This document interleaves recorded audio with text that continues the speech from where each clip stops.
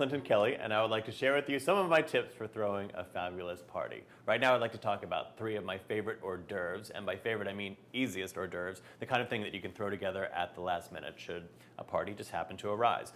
This first one is what I call radish addiction, and I call it radish addiction because my sister and I, when we were kids, would come home from school and make a gigantic platter of these and then just keep eating them one after the other while watching Gilligan's Island and the Brady Bunch. And I find that now as an adult they are awesome for a party in the summer or in the spring when the sun is shining and you want to have a great beer. So let me show you how to do them. First thing you do is take a radish and you cut off both ends of the radish, the stem end as well as the root end, and you're doing both ends because you want them to rest like this so that they don't tip over.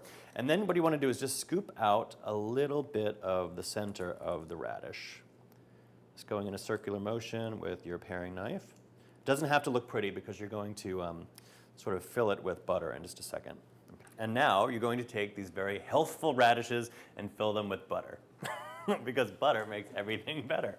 All right, so what you want to do is take some softened butter, just leave it out on the counter for an hour or so while you're doing other things, and you can put it into a plastic bag and sort of get it all down to the corner, and then snip off a corner.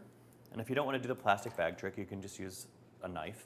But then what you want to do is just take your radish. It's got a little bit of a hole in it, not too deep. You don't have to core out the whole thing. You just want a little indentation on the top, and then you want to squeeze some butter onto there.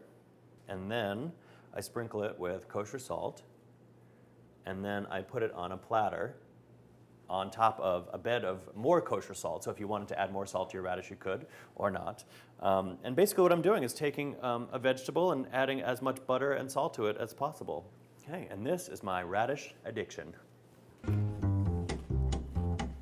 I like that the crunchiness of the radish and the pepperiness of the radish mixes with the creaminess of the butter and the salt. I'm telling you, you're gonna love these with a beer on a hot summer's day.